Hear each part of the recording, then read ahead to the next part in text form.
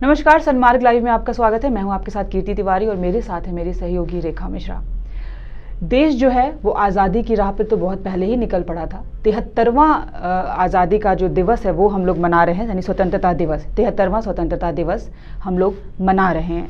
साथ ही साथ सबसे खास बात ये है कि रक्षाबंधन जो है वो भी उसी दिन है, यानी कि 15 अगस्त को इस बार हम आज़ादी भी मनाएंगे। साथ ही साथ जो बहनें हैं वो अपने भाइयों की कलाई पर रक्षा सूत्र भी बांधेंगी। ये दोनों का जो तालमेल है ये इतना अनोखा है। रेखा, क्या कहेंगे इस पर? सही कहा कीर्ति आपने। पहली बार ऐसा हुआ है कि 15 अगस्त और रक्षाबंधन एक साथ हम हर्षोल्लास के साथ देशवासी मनाएंगे। और इस बार का 15 अगस्त खास इसलिए भी है कीर्ति क्योंकि कश्मीर पे सबकी नजरें हैं। कश्मीर में इस बार क्या कुछ अलग देखने को मिलेगा।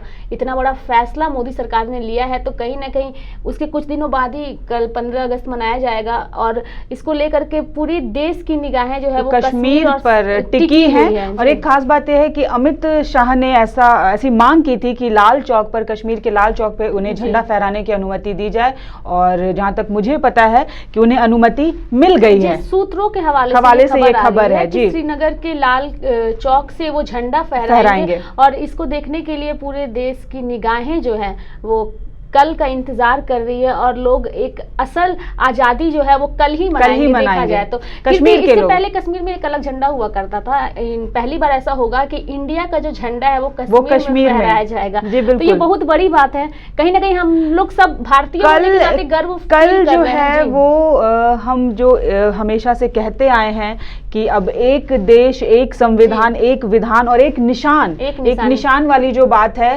कि हमारा गेरुआ जो रंग है, हरा रंग है, सफेद रंग है, वो जो पूरा जो हमारा हिंदुस्तान इन 3 रंगों में रंगा है वो कल हमें देखने को मिलेगा। और ये बहुत ही अलग एक अद्भुत तरह का फीलिंग है। एक भारतीय होने के नाते वो हमारे अंदर से आ रही है कि पहली बार ऐसा होगा कि कश्मीर में जो है भारत का तिरंगा बिना डरे फहराया जाएगा। और इसके गवाह जो हैं वो सभी लोग बनना चाहते हैं। बच्चे से लेकर बूढ़े तक इतने ज्यादा उत्साहित हैं ये देखने के लिए, ये मंजर, ये नज़ारा। जो लोग वहां मौजूद हैं वो तो देखेंगे ही, साथ ही साथ मुझे ऐसा लगता है कि कल सुबह से जो टीवी खुलेगी, मुझे नहीं लगता कि वो बंद होने वाली है। जी कीर्ति, सबसे अहम बात ये है कि दिल्ली के लाल किले से प्रधानमंत्री नरेंद्र मोदी झंडोत्तोलन करेंगे, उस पर तो सबकी नजर रहेगी ही, लेकिन जो नजर होगी वो श्रीनगर में रहेगी। अमित शाह पे जो सूत्रों के हवाले से खबर आ रही है कि अमित शाह बहुत पहले से ऐसा कहते आ रहे थे कि उन्हें लाल चौक पे झंडा फहराना है।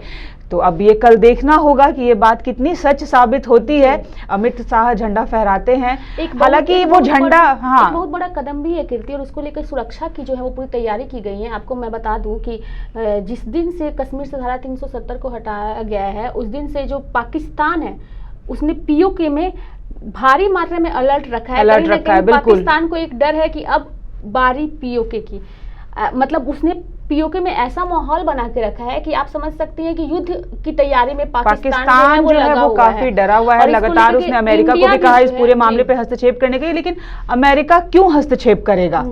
अमेरिका भी जो पीछे हट गया है। जी कीर्ति, एक अच्छी बात ये है कि एक सर्वे हुआ है जिसमें प्रधानमंत्री नरेंद्र मोदी जो है वो देश के, पूरी दुनिया के सबसे ताकतवर प्रधानमंत्री बन के उभरे हैं। जी, पहले नंबर पे हैं वो। तो कहीं ना कहीं उनका ये जो बहुत सारी चीजें हैं जो उस फैसले का असर, बहुत सारी चीजें जो देखने को मिल रही हैं। जैसे सुप्रीम कोर्ट ने भी कहा है कि सरकार पे भरोसा करे। कश्मीर मामले पर सुप्रीम कोर्ट ने स्पष्ट कहा है कि सरकार पे आप लोग भरोसा करें, जो पाबंदियां लगी हैं कश्मीर में वो अभी नहीं हटेंगी। वहीं वहां के जो राज्यपाल हैं उन्होंने भी कहा है कि इंटरनेट, लगातार ये मांग की जा रही है कि इंटरनेट सेवा चालू की जाए। तो उन्होंने कहा है कि दुश्मन इस चीज का फायदा उठाएगा क्योंकि दुश्मन उसे हथियार बनाएगा। क्योंकि दुश्मन से ज्यादा जो हमारे विपक्ष हैं वो भी इन सब चीजों को काफी उठा रहे हैं। जैसा कि कश्मीर में अभी फिलहाल डीसी ऑफिस के बाहर जो है फोन पे बात करने के लिए लंबी कतारें लग रही हैं।